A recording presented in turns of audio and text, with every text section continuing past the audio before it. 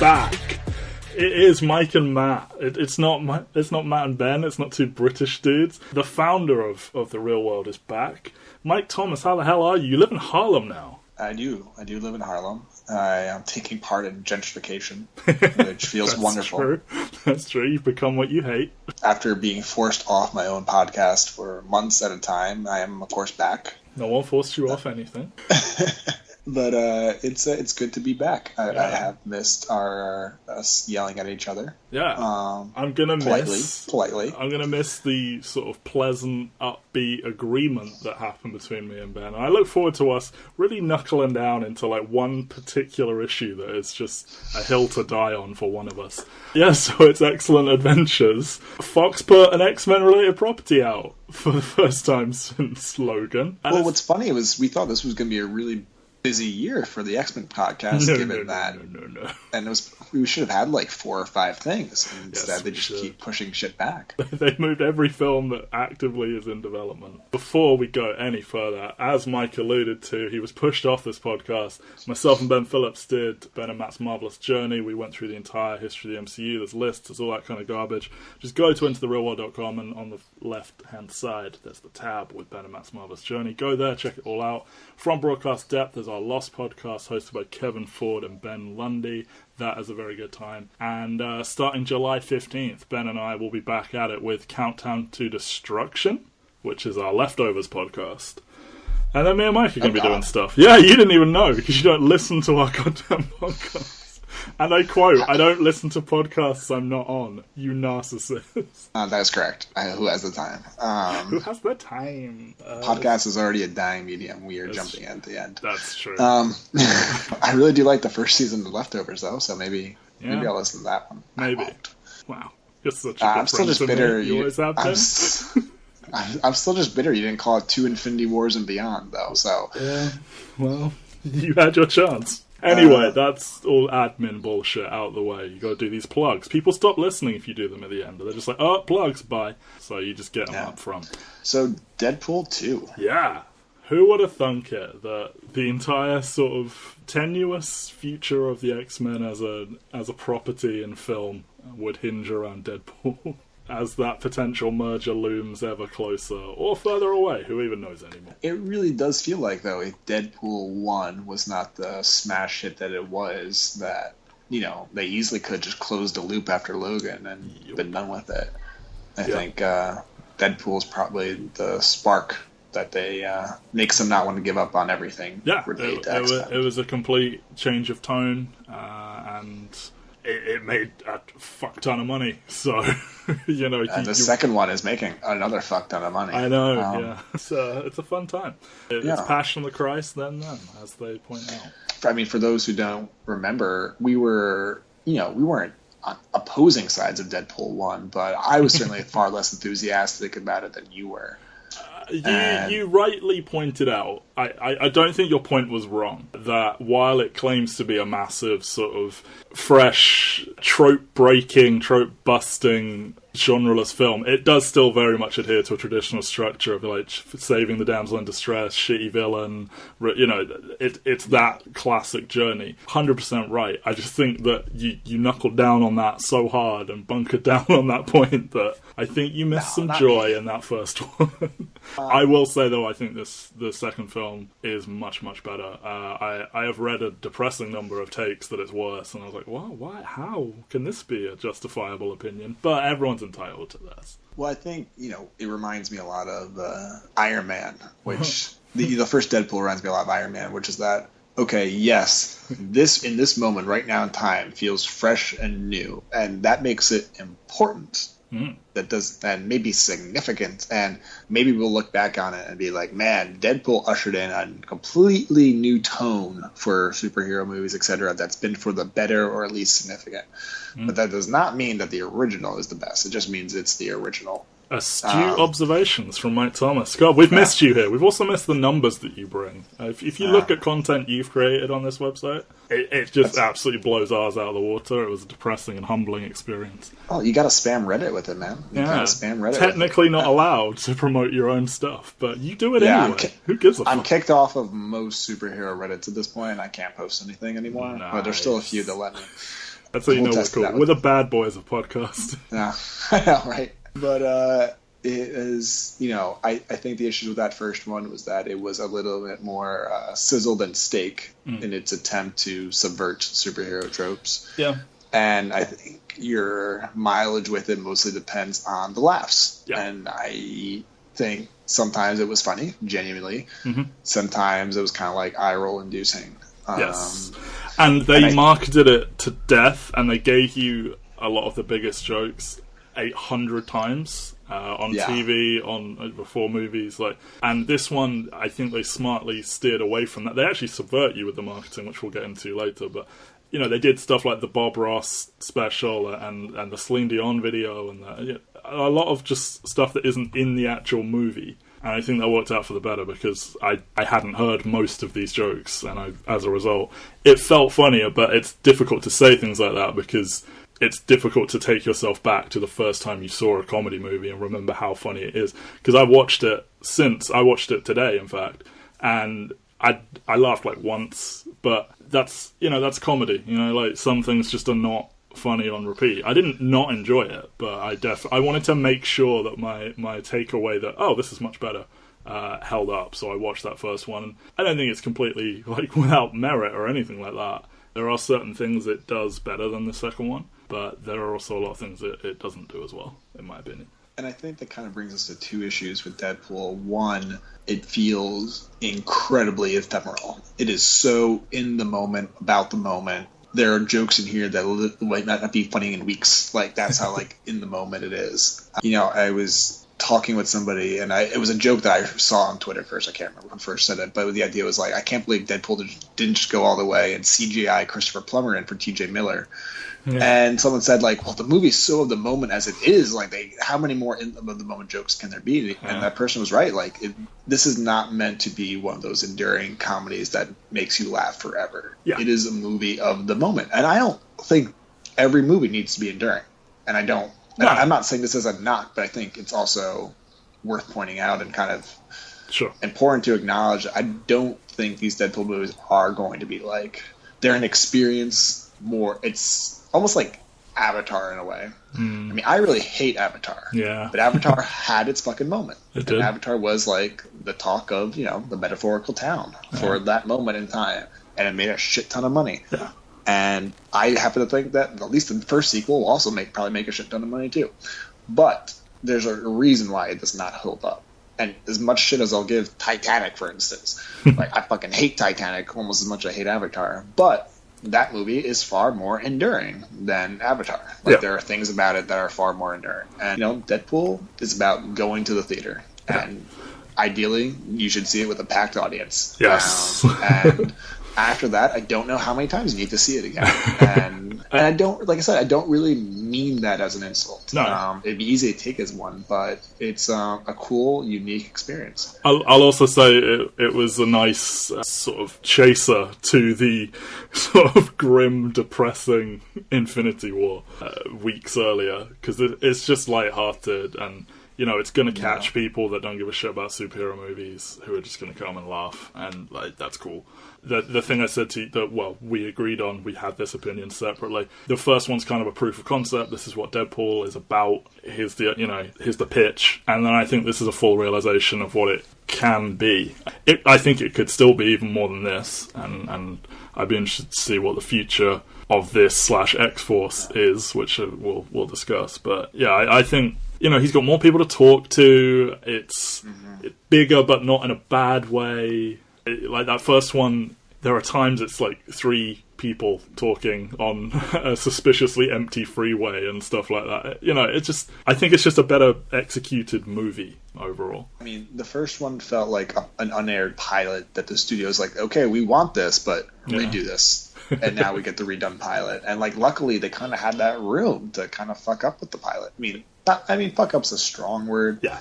But it was so successful that no one really gave them shit for the holes in it. Yeah, for sure. They were, they got a lot of leeway over critics and audiences alike. The second one should be, is, I think, better in pretty much every way. It feels far more satisfying on a storytelling level like you were talking about, and it's also way funnier. Yeah, I think so too. It's not that it got less juvenile or anything like that, because it is still obviously very juvenile, but I don't know, so a lot of the jokes in the first one, they're like very low-hanging fruit, and some of it's, if it's not cleverer, it's... I don't know, I don't like using words like clever and sophisticated to describe what is fundamentally 2 hours of dick jokes, but still. Like, I don't even think it's that. I think it sounds so simplistic. I think it's just better. It's like everything is better. Like, even the meta jokes about the other X-Men movies, even they are better than the meta jokes about the X-Men movies in the first one. It's like... This felt like it just felt more confident. That's a good word to describe it. I think it's a far more confident project where, I mean, to get into it, so, you know, they announced the sequel days before the first film's released. Ryan Reynolds got bumped up from just star, who cares a lot about it. He gets a full producer credit. He got casting and creative control out of it, which led writing too. Yes. I think he was uncredited as a writer on the first one, but this led to Tim Miller leaving the project in October 2016. He wanted to make a smaller sort of genre piece, whereas Ryan Reynolds is more about the big bombastic comedy. And also, Tim Miller was very attached to casting Kyle Chandler as Cable, and while I kind of want to see what that would have looked like, Ryan Reynolds was not a fan of this idea, and they parted ways. Gina Carano and Junkie XL left with him. Why would you die on that hill? They looked at Rupert Sanders, Drew Goddard, who is making X-Force, and Magnus Martens, who made 12 Monkeys and Banshee. They were all considered, but they got David Leitch, who was a stunt performer and director of John Wick and Atomic Blonde. Same writing team, though, but with Ryan Reynolds getting that full credit, and Drew Goddard consulted on the script a little bit. So the big takeaway is that Ryan Reynolds basically took this over creatively, and we are getting more of his sort of vision out of it, and I think you can very much tell, because, you know, he plays this character so well, like, it's a second skin for him. He is a perfect casting, and there's almost no point talking about his performance, because, you know, he nailed it. I think he kind of nailed it the first time, he's just got better material this time. Yeah, I mean, it feels like a fully evolved seems the wrong word, but a fully realized version of the Ryan Reynolds persona. You know, it's Van Wilder on cocaine. Yeah. That was his breakout movie to a certain extent. A movie I have a great fondness for, despite the glaring flaws. Obviously. I haven't seen it in a long time, but you should. It's perfect in my head, and I don't want to fuck it up. I don't want it to be another Batman Forever, you know? Yeah, I would watch it with somebody. Watch it with somebody who's never seen it, and I think you'll still enjoy it. That's what I'd say, because you'll be surprised how much they enjoy it. But anyway, it sounds kind of almost mean to say this, given that, you know, Deadpool's in some ways a pretty shitty person, but it's like, it feels like there's no difference between Ryan Reynolds and Wade Wilson. Like, it's like, you know, it's the Robert Downey Jr. Tony Stark persona that he was doing years before Tony Stark. He's just snide and sarcastic and, like, egotistical, and that. It's if they could get away with being who Robert, they are. Yeah, Robert Downey Jr. plays that suspiciously well. You know, just like how he makes them fly his own furniture out to the set. Like, many other thievery demands. Yeah, like, so, you know, this just feels like Ryan Reynolds in his element, going nonstop. And, you know, he's got a tiny bit of pathos to him, you know, that they wisely don't lean on too much. It wouldn't really be that fun of a movie. We'll get into it as a big discussion, but just as a very brief, tiny sentence, I think he actually does a pretty good job of acting those scenes where he is communicating with Vanessa in the afterlife, or in his head, or whatever. Yeah. And the scene at the end where they sort of restore him to his Ryan Reynolds-y appearance, I think he actually plays all those quite well in a movie that is far more concentrating on him firing off thousands of quips and doing crazy violence. I think he's good. So this movie, I'm not going to bore you with a massive synopsis, but essentially, Vanessa dies, Deadpool's real depressed, he reluctantly joins the X-Men, which brings him into the path of this kid called Russell, who, future badass man Cable, comes back in time to kill so that he will not grow up to be a big old murderer.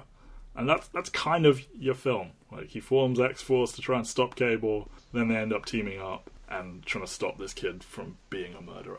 It's basically Looper and Logan combined. Yes, someone pointed out that is the exact plot of Looper, and I was like, oh yeah, you're 100% right. So, I mean, we've been talking about kind of how it compares to that first movie. I think we've hit a lot of it on the head, but one thing I kind of want to say is that I think a lot of the returning cast are less interesting this time around, or they have because there's more people to service, they don't get as much time. Colossus, the same, maybe slightly worse. I think he gets more to do. Yeah, but not necessarily for the better, though. Yeah. It was an example of kind of like, you see it sometimes with sequels where they really like a character the first time, so they're like, ooh, let's double down on this. Yeah, I don't know. Kind of like how they fucked up Drax in Guardians 2. I was kind of upset Negasonic Teenage Warhead doesn't do more. Cause I thought she was great in the first one, and I expected her to like have a much larger role this time, but it's kind of snippets and then deferring to her girlfriend Yukio, which is a funny beat that they keep going to with them sort of just waving to each other. I will say I did appreciate that on a day where the Han Solo movie guys were bragging that a character was pansexual despite no evidence in the film, that this character was just casually queer and like not like, I mean, it was queer, but like no one was making this like big announcement about it or anything like that. How very J.K. Rowling of them. Yukio, you may remember from The Wolverine, that really boring movie we reviewed. Very different actress this time, of course. I just thought that she would be doing more than she is, but... The Yukio thing was a little weird. It was like, it was funny, but it was also like, Yeah, like her only character trait is that she's Asian is a little bit problematic. And she has neon streaks in her hair. She sure does. She's... I don't know. I do like the Negasonic is just such a moody, like, goth, and then Yukio is, like, the brightest, like, floweriest person, and it's like, well, how does this happen? But yeah, I feel Negasonic is kind of just, she's taking a backstage to her girlfriend who has no character. Yeah. just for the joy of, like, Ryan Reynolds getting to be like, hey, Yukio, and doing, like, the butterfly thing, and... It was like a funny beat, but I think when we talk about how this film is not going to age well, I think that's an element that we'll mention if we ever watch it again. Yes. Dopinder and Blind Al are back. They don't really add a huge amount. I didn't really like Dopinder in the first one, and I don't think he did anything in this one that made me change my mind about him. Yeah, I don't know. I mean, Blind Al definitely just like... They're just there. They're just there. And then, rounding out the returning cast. So Weasel and Vanessa become problematic, but for very different reasons. Count me among, sane people that are disappointed TJ Miller remained in the film. I assume they got far too late into the process to, like, smoothly remove him, because they have, like... I don't think he did any press for this, and they've confirmed he will not be in any sequels or X-Force or anything like that. So I feel they kind of kept him in out of necessity. But in a film that repeatedly makes jokes about, like, predatory men and sort of all that kind of stuff, to have this alleged rapist in this film, at the very least, a publicly drunken asshole, like, just rubbed me very much the wrong way to see him there. Yeah, I think the weird part to me was that it seemed like his role could have easily been removed based on the final cut, or the theatrical cut. Like, beyond that scene where they're all holding the guns with Cable late in Blind Al's house, he's almost not in a shot with anybody else. Well, I think he's sitting next to Deadpool when they're sort of recruiting X-Force. Okay, and you get the idea that, like, it's his contacts that they're interviewing. Yeah, but what I'm saying is it's just like that could have been somebody. Like, there's two scenes where he's next to people where you couldn't, like, I mean, everybody else, you could just reshot it. I don't know. When I found out he was still in it, I expected him to be in it a lot more than he actually was. Yeah, that's true. Maybe they did cut as much of him as they could. I begrudgingly found, like, the stuff with the torture quite funny, where he, like, taps out immediately, and the line about, I told him nothing except everything he wanted to know. Like, and I was like, great, now I'm laughing at this dude I hate, so great.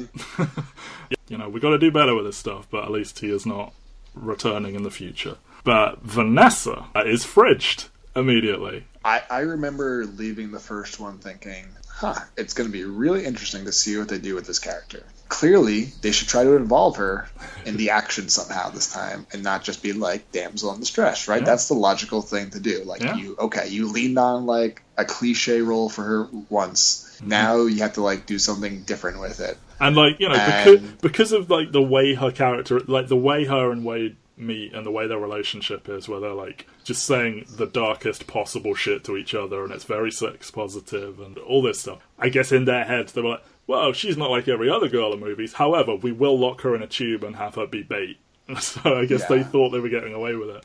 And then in this one, the writers claim they have never heard this term to fridge. And they have argued that, I think they said something to the effect of, it just shows that he cares about her more than anything else. I think they said they had so many strong female roles in the movies that it didn't matter. With so many lines. So many lines between them all. I remember when this happened, and I was like, I rolled my eyes pretty fucking hard. Yeah. I thought there was going to be a twist somewhere. Yeah. And also kind of just like the self-congratulatory like round of applause they were giving themselves, and the credits are being like, yeah, we really went there. And like, it was not the best note to start on. No. And again, just like the Weasel thing, this film makes several jokes, probably too many, about lazy writing. And then this is the laziest possible thing you can do in an action movie, is kill a male character's wife, daughter, sister, any female that they are close to. Like, that's the laziest thing you can do. And they went ahead and did it. And then it's completely for nothing, because it's not like a Tony Stark thing where it's like, but we need him to be like a single bachelor, like just hitting on all the ladies. That's not who Deadpool is. Like, that doesn't need to be part of his character. He can very easily have Vanessa at home and be out doing his shit. Because their relationship, I thought, was one of the best parts. They were the Taylors from Friday Night Lights. They were the Taylors from Friday Night Lights. That's who they were in the comic universe. They're going to bicker, they're going to banter with each other sometimes, but they clearly love each other, and that's clearly, like, they're not going to break up. I think the idea of a character that can't die wanting to kill himself is a potentially interesting note, but at what cost, you know? Because it has nothing to do with the main plot, because Cable was coming back in time either way, and Wade doesn't want to save the kid because of Vanessa. I mean, they try and tie it to that, where like she's saying your heart's in the wrong place, not in the right place, or whatever. But he just fundamentally is like Cable even says, like, why don't you want me to kill the kid? And he's like, that's a really fucked up sentence. It didn't need any of this. And they bring her back to life at the end. So it was all for naught. And even before that, though, when they're, like, all walking away from the scene at the end, you're kind of just like, I mean, granted, Wade's been mourning for a lot of the movie, but it kind of felt like they forgot about her at the very end there. Yeah. And he even asked to die, and Cable just disrespected his wishes.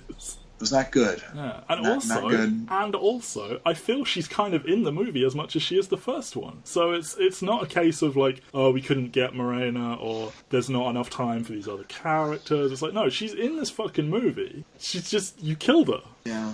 I think they play those scenes well together, where, you know, he's trying to talk to her and, like, you know, the potentially being together again and then torn away. I think that's all really well acted. It's just, you did not in any way need to go down this road. Yeah. It was a blunder. Yeah. And their response to the blunder was made it worse. Yes. It would have been a refreshing, like, you know, for a sub-franchise that is supposed to be about being refreshing and flying in the face of tropes, it would have been nice to see a superhero who's in a, like, stable relationship, but hey. Yes. And I think also, you know, we talk about them subverting superhero movies. I mean, this movie is so much Logan. And what's weird is that it doesn't really acknowledge it in some way, but, like, not in the ways it, like, should. Yeah. Like, this movie is Logan. Kinda, yeah. This movie is really, really, really Logan in a lot of ways. Yeah, he's playing with the toy. He says, I'm dying in this one too. They use the same goddamn music at the end. Which I didn't even pick up. I didn't either. But, I mean, it's basically all about saving a kid. Yeah. And, you know, kind of coming grips, like, this is more important than anything else he can do right now, et cetera, et cetera, et cetera. And that's fine and all, but I think, once again, that and the fridging, they're still not great at actually subverting what they're doing. It still is not. Yeah, it's like level 1 subversion. Yeah, we've moved ahead beyond just like, oh, it's rated R, and they make a bunch of dick jokes. Okay, we are past that officially, but we're not much further past that. So Cable is, I mean, for the first half of the movie, he is the antagonist, and then they switch him to be his ally. Josh Brolin gets a higher credit than Ryan Reynolds does, which is telling. He beat out a who's who of washed up, like, 80s action stars, and Dolph Lundgren, Mel Gibson, Kurt Russell, Bruce Willis, Sylvester Stallone, Arnold Schwarzenegger, Ron Perlman, Pierce Brosnan, weird, David Harbour. They had Michael Shannon at one point, and then that didn't work out. And Deadpool's creator and Cable's creator, Rob Liefeld, wanted Russell Crowe. We got Josh Brolin, who, you know, his name wasn't coming up in fantasy casting. It was a bit of an unusual sort of pick, I thought, when they announced him, but I think he is shockingly good in a superhero movie for the second time this year. Oh, you didn't like him. Oh, no. It's not so much I didn't like him. I just didn't really care a lot about Cable in this movie. I think they kind of just played on some tropes based on his look. Yeah, they absolutely did. I think he nails, like, the physicality and, like, the look. And, like, I think it's shocking, like, when you look at Josh Brolin's, like, body of work, to see him now do something like this. It's like, oh, wow. But for sure, like, you know, shows up for, like, the first time half an hour into the movie, something like that, and then he's gone again, and it's like, oh yeah, Cable's in this movie, and then he dominates it from when he shows up.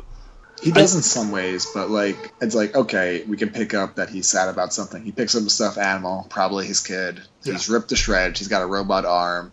He kills people very easily, and they don't really go much past that. Well, I was going to say, in some ways, that's a good thing, because his backstory is all kinds of fucked up, and I think they did a very smart thing by just being like, this is what he looks like, he's from the future, deal with it. And it's like, that's a lot smarter than trying to say, well, he's the son of Cyclops and a clone of Jean Grey, the baby went to... You know, I'm not even gonna... But I think that they are well sort of opposed, and I think they have the potential to become the kind of odd couple superhero pairing that they are in the comics in a future movie, where they're sort of quote-unquote friends from the start. I don't know, I think he was an effective sort of antagonist for a bit, and then it's just, he's Cable, he's got a big gun, have fun. Yeah. You know, it felt like a backdoor pilot for the Cable character. In a quick comparison, like, I got a lot more out of I found there to be a lot more to the Hulk in the last Thor movie than Cable in this one, for instance. I would say it's kind of similar in terms of presence and screen time. You know, like, it felt like that was a more valuable use of time. Like, just kind of felt like they just trusted the audience to pick up on very little, and they just didn't do much more with it beyond that. And I think that's so much a criticism. It's more just like, that's what's going on, so that's why I don't care about him. Like, I don't like I think they took for granted that we would care about him. I think you are right, because I have a vague investment in the character from reading a lot of the stuff with him in it, including, like, they kind of stealing this from a story where he's on the other side of it and he's trying to stop someone else from killing a kid from the future. So I was kind of into it on that level, but hearing you say that out loud, you're absolutely right. Like, he is pretty one note. I just think that, like, I think he's nailed the look in a way that it seemed like it was going to be a very difficult role to physically cast, and I think he nailed that aspect of it. And I'm willing to give him another at-bat to have a more meaningful character than he does. I just feel maybe, like, he needed some more lines. Like, he needed to monologue or something. I mean, I think in full transparency, I guess I had some bias going in, which is I read an interview with him after Avengers. He was just like, oh yeah, Thanos was way more fulfilling to do than Cable. 100% yeah. And look at the two movies. Once you see Deadpool, that makes a whole lot of sense. But you really, before this, you don't really have a great sense of... Well, it's not a great history of Marvel villains, and certainly not a great history of actors who play Marvel villains really caring about what they do. Yeah. You know, see Hugo Weaving refusing to come back for a 30-second role. I fucking thought it was him in the film. I did too. I was like, they got you. They wrote the right amount of money on the table. They got him back. But yeah, there's way more going on with motherfucking Thanos than there is with Cable. Well, because he got to pour so much into that, and he got to do, like, face capture and, like... Well, no, I know what I'm saying, have these deep, meaningful scenes, whereas this is that's just my point, though. Yeah. I'm not criticizing him saying that. I'm saying I was shocked to read that until I watched Deadpool 2. I'm like, oh, that's why he felt that way, because there actually was a shit ton more for him to do in Avengers than there was in this. Like, he's an idea. He's not a character in this one. Yeah. Well, if anything, the only thing we really know, like, that moment where he decides not to go back into the future feels completely unearned because he's not a character in this one. I mean, the only thing I'll give him credit for is that I feel like the way Marvel would have handled it would have been like he would have gone to the future, and then the next film he's just magically back in the present somehow through like some like loophole. Like, oh yeah, how much dark energy did the Allfather have to summon to send you back here? That's your favorite line in the history of shared continuity, isn't it? I mean, but then, we're so deep into the fucking... I mean, he says the stuff about how, your generation fucked up the world and all that. And that is sort of what the character does in the comics. Like, he's like trying to stop the world from becoming an absolute nightmare. I am like, we need more. Yeah, I am thinking, like, your wife and kid may not exist if you do certain things, so surely that's an important thing for you. But I mean, I don't want to rewrite the movie or anything like that, but no, let's do I think for that moment to mean anything, the first half hour would have had to be about him and not Deadpool, I think. Yeah, would have been I was shocked he showed up as late as he did, for absolute sure. I just think it's a common part of it's the problem with having a character like Deadpool that, audiences want so much of, that everyone else is kind of suffering at his hand. And, like, Cable gets a lot more screen time than some of these other people, but even he is suffering from it being the Deadpool show featuring these people. All of that said, I still think the movie is better for having more people than the first one, where it was like just Deadpool talking to almost no one. Yeah, I mean, I think especially with something like Deadpool. I mean, like, I've been pretty consistent about this since we started this podcast. Bigger ensembles usually lead to better, more enjoyable comic book movies. Yeah. Like, most of these characters are too paper thin, including Deadpool. They need people to bounce off. You need to put different energies in a room and see what it does. And, I think that's a big part of the reason why this one was better than the first one. Yeah. But that does bring its own issues. And you're taking, like, a 6 and making it a 7 by this way. But now the struggle is how do we get to that next level where the characters that we do focus on truly have something meaningful to do. And, that's the next step. Yeah. Do we get, maybe that'll happen with the next film. Maybe it will. So of the characters that are having some screen time taken away that I think they needed, Zazie Beetz is Domino. Very enthusiastic about this actress playing this character. I think she has been sort of not a breakout star of this or anything like that, but I think people are enthusiastic about her. It's just, I was pretty shocked that she says as little as she does. Like, she gives the line about, like, why she's here, like, she's looking for some sort of, like, cosmic purpose or whatever, and she's just, like, going with the flow, because that's her powers, like, luck, things will work out her way. But it kind of just feels like she's tacking along. There's not enough explanation as to why she's doing what she's doing, I think, and I don't know whether it's good or bad that they never address how she knows, like, martial arts and is a mercenary badass, but I don't know. While you were saying all this, it came to me, I think the big thing about Domino in this movie is that if it wasn't for the fact that you knew that, you, an individual, knew that Domino was a prominent X-Men character, you would have expected her to die right along with everybody else in that montage. There's no reason based on what we see in the movie, and even really kind of what comes afterwards, for her not to have died. Well, she got her own poster, though, so... Yeah, that's like, it's like, she's important because the movie says she's important. I really like Zazie Beetz. Yeah. Really good actress from what I've seen. Yeah. I've only seen her in Atlanta, but she's me too. Great. But Janelle Monáe tried out for that role. That would have been interesting. The studio were very interested in casting a non-white actress, and I'm glad they did that, but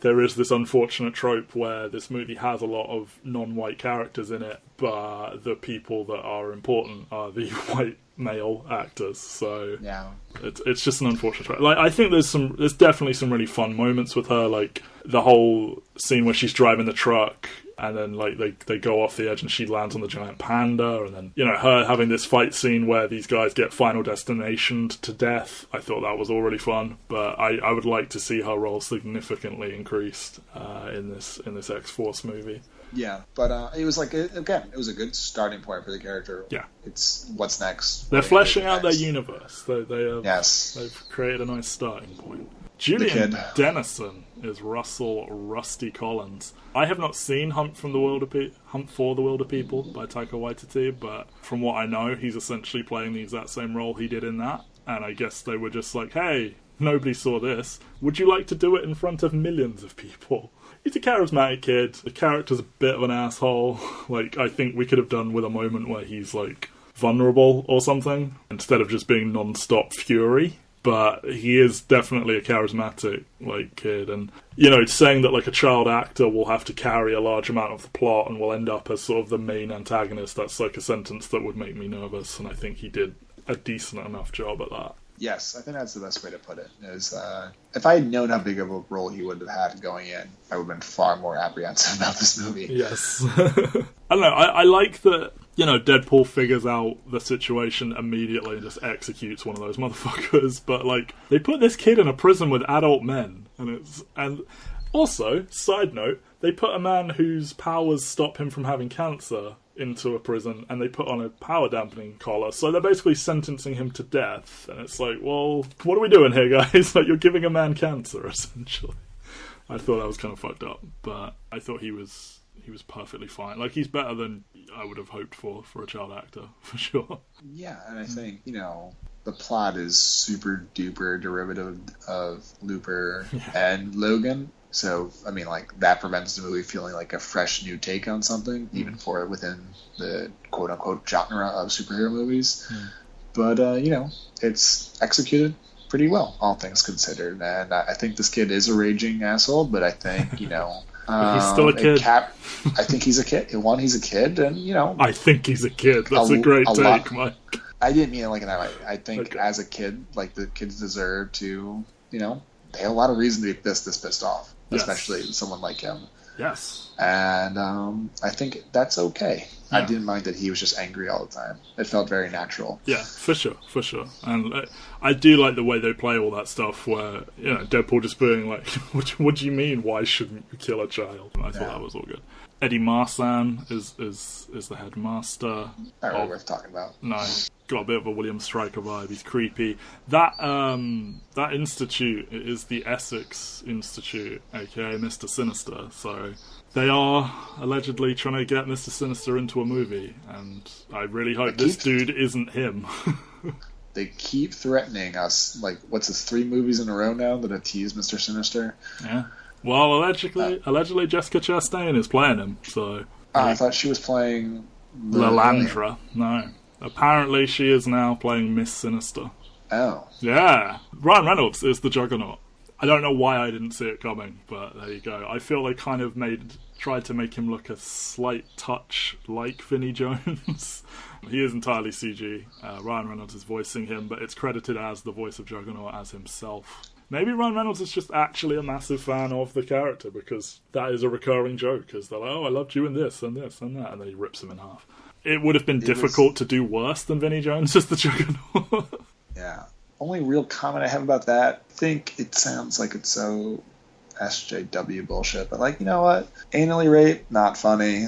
Not funny. True. That was the joke of his death, or not death, but that was the joke of his defeat. And I was like, that's not funny. No, it's not funny. This is true. We can do better. Us snowflakes with our podcast. I know, man. It's just whatever. It's such a small thing in the grand scheme of things with this movie, but it's just we can do better. We should do better. Speaking of political correctness, Jack Kesey as Black Tom Cassidy. What a strangely deep cut to make and adapt this sort of Irish villainous mutant from X-Men cartoons and comics into this kind of interesting-looking fellow who Wade refers to as African-American Tom. Weird, but fun. I don't know. I think that one's probably more fun if you have ever heard that name before than if it's just, here's a guy, he's called Black Tom. It's like, oh, okay. I think what's interesting, maybe the one thing worth re-exploring with these movies is they call attention to a lot of things like that, and I sometimes can't tell, who are they dunking on? Exactly. Are they dunking on people who care about this stuff, or are they dunking on the people who do this stuff? I can't quite tell. It feels like they're making fun of people who care that this character be named Black Tom at times. It seems like they're kind of vacillating back and forth, but whatever. Yeah. It's a relatively small beat in the grand scheme of things. Yes. I have a question for you. Sure. I only saw Beast. Okay. Everyone else was really in there? Yes. James McAvoy, Ty Sheridan, Evan Peters, Alexandra Shipp, Nicholas Hoult. As the X-Men. I don't know, was I tired or something? But literally my entire attention went to Beast, and I saw no one else in that scene. The eye is drawn to Beast, for sure. Yeah. I definitely saw Quicksilver and Cyclops, and then I just assumed the others were there, and then I got home and looked it up, and yes, they are. Yeah. Fun moment. They make that joke in the first movie about, hey, huge house, only you two here. It's like, the studio couldn't afford it, and then this time they got the fortunate thing of Dark Phoenix filming at the same time, and they got them in for a day, I guess. Good for them. Good for them. The fake X-Force team. I thought this was a great bit. I loved it. I saw someone complain, and I was like, "You are out of your tiny mind." Yeah. The only mildly disappointing thing was that I'm disappointed Terry Crews is not a member of X-Force. I know. I was like, why are you not promoting him more? He's awesome. And then I was like, oh, that's why. Now, Shatterstar. Was Shatterstar in X-Men Origins? Or am I being racist? No, Shatterstar has never appeared in a movie. Okay, I'm being before. racist. You Oh, are. God damn it. Are you talking about the guy with the pistols that does the flips and shit? Yeah, well, it's just like I knew he had a mutant name, and I was like, are they playing off of that? Like, that seems random. No, Shatterstar is like X-Force and Cable and Domino generally. Cable and Deadpool generally, it's all very 90s comics, like dude bros with like crazy physiques and big guns and pouches, and Shatterstar's costume is ridiculous and it's very that era, and I was stunned when they were like, oh yeah, Shatterstar's in the movie, and then it all made complete sense to me. I was like, right, got it, okay, you're gonna put him in and then kill him immediately, that's fine. Brad Pitt as the Vanisher there. Yeah, fun I was moment. impressed that I recognized him. He was in talks to be Cable. That's how they got him. I didn't recognize Rob Delaney, which I felt bad about, but well. Peter, the breakout star of the movie, Peter. I am so sad that bit was blown for me in a trailer, because I was really good. Yeah. I didn't see a single trailer for Avengers. Yeah, I'm shocked you managed that. Like, you walked out of theaters, you looked away. I'm very impressed. But I was not as committed for Deadpool 2, and I wish I was, because that one trailer where I saw Rob Delaney, or Peter, like, ruined what was, not ruined, but, like, it was by far one of the funniest things in the movie to me. And also, it's like, almost all of his lines. And moments are in the trailer, pretty much. And it was pretty undercut by actually having seen them beforehand. Because it's just one of those bits that makes, I don't understand this about trailers, that makes no difference in terms of getting people into the motherfucking theater. No. Why are you showing us that? And it's so much funnier if you don't see it coming. Yeah. Like, if they showed every other one of them and hit him, it would have been amazing. Did you recognise Alan Tudyk and Matt Damon? I recognise Alan Tudyk. I did not recognise Matt Damon. Matt Damon as one of the rednecks, yes. And the writers of the movie play a helicopter pilot and a cameraman. Fun stuff. Hugh Jackman, technically credited as the Wolverine. Some fun stuff at the end there with Deadpool murdering his past incarnation of himself, murdering Ryan Reynolds before he can play Green Lantern. Yeah. And saving Peter, just Peter, that was fun. I was mildly surprised by how many people laughed at the Green Lantern joke. I'm just like, I feel like people, like, who remembers Green Lantern? Why? How does this theater I thought we were all just remember over this. Like, I thought as soon as Deadpool was a hit, that sort of just erased Green Lantern from existence. Yeah. It's like, it's not even like a punchline anymore, because people are just like, what? Well, Ryan Reynolds won in the end. And, like, they make all those jokes, like, are you sure you're not from the DC universe? And, my theater loved every single dunk on the DC universe. Yeah.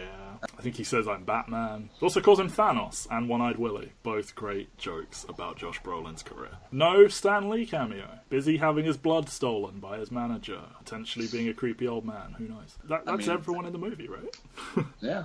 It's a lot. And a lot of them are clearly going to be in the next one, which sounds like it will not be Deadpool 3, but instead X-Force. Yes. I mean, I would assume your team is Cable, Domino, Deadpool. Colossus walked off with them. I don't know. I would like to see them do someone like Boom Boom. She's fun, but I'd be disappointed if we didn't add a couple more new people, if it was just all the people in this movie, because then it's like, well, then this was the X-Force movie. Yeah, there probably should be at least one or two more, for sure.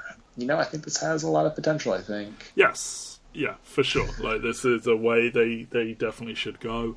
I think it would be kind of funny if they just made Deadpool 4 and just talked about Deadpool 3 and it never actually had happened. That'd be fun. But so I think Josh Brolin's on like a 3-film contract, so they can't really get any films out, but they could maybe do a Cable solo movie. They probably shouldn't, but they could. They really probably shouldn't. He's a big star, I guess. Speaking of the future, do we want to look at some of these movies that are coming? Or I think the big thing I'll say before then is that I am far more excited for Deadpool antics going forward than I was before this one. Yes. I think that's the big thing for me.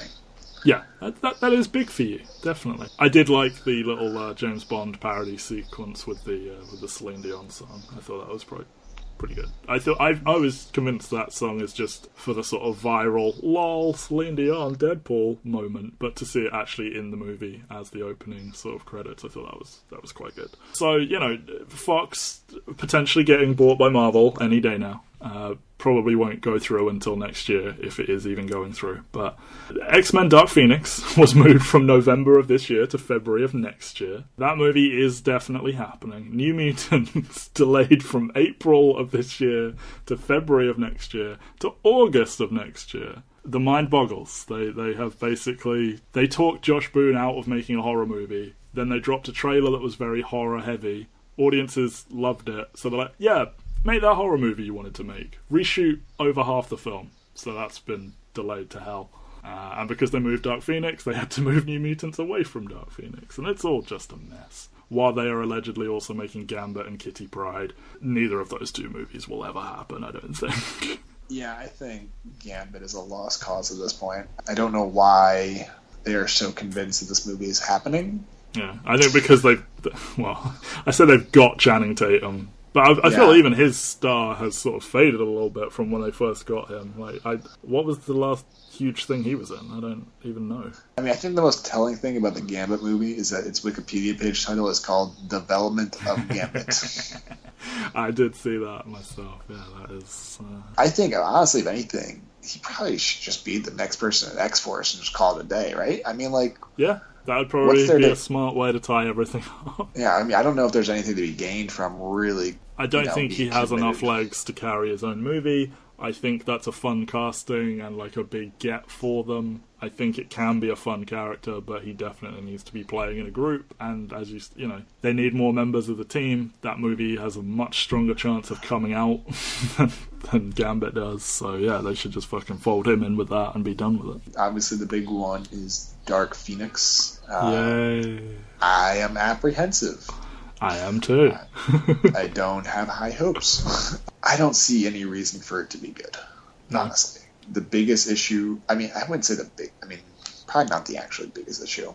Jennifer Lawrence needs to get the fuck out of these movies. She is in it, isn't she? After it was she is. All but sure she was bouncing, and she's like, actually, I'm getting some bad press right now. Maybe I'll do this huge movie. Yeah, she needs to be gone. God, I'm just looking at the Wikipedia page now. It says she has more material. Oh, she's more maternal. Never mind. I thought it said more material. I'm just like, God, I can't possibly be more material than the last one. Well, that's the thing. They are handcuffed to her. They have to use her prominently. But that's not to the film's betterment.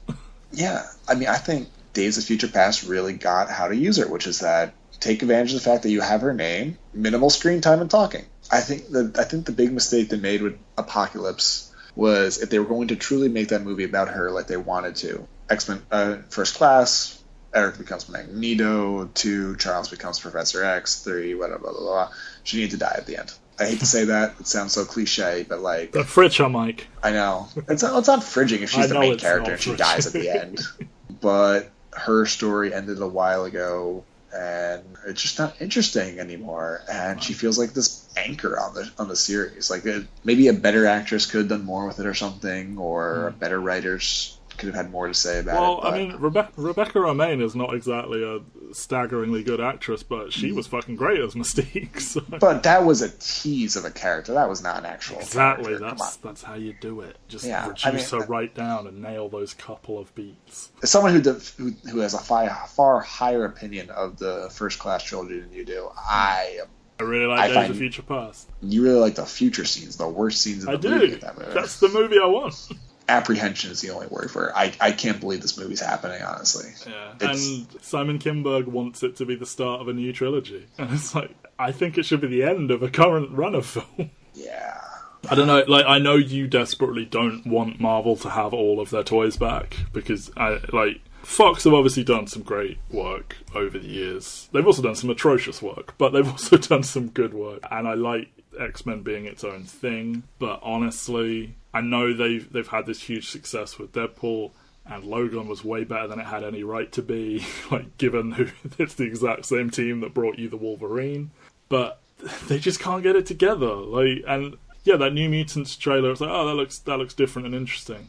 But the movie's probably not going to be staggeringly different or anything. Or it may just be too little too late. I don't know. I just think they have really botched mainline X-Men in a way that needs addressing.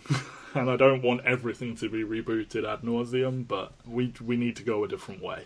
Maybe. Something needs to happen. And finally, Legion. We're both enjoying Legion this season. Yes, that is when you will next hear an episode of Mike and Matt's X-Cellent Adventures. The UK are like 2 episodes behind. And I'm like 5 episodes behind. So. Oh, well, that's perfect then. I think it ends in the UK at the end of June, so our Legion Season 2 episode will probably come at some point in July, I would guess. We may have some other stuff coming in the not-too-distant future. We may not. Who knows? In the meantime, Kevin Ford and Ben Lundy are keeping this website going with their coverage of Lost. Do listen to From Broadcast Depth. Ben and I's Leftovers podcast, as I said, coming July 15. And just go to intotherealworld.com, soundcloud.com/Mike and Matt. Check out all that good stuff. Mike Thomas is back. Everyone was clamoring for his return, and he's back. So you better listen and subscribe and like and all that stuff, because I got you what you wanted. Yeah. Yeah.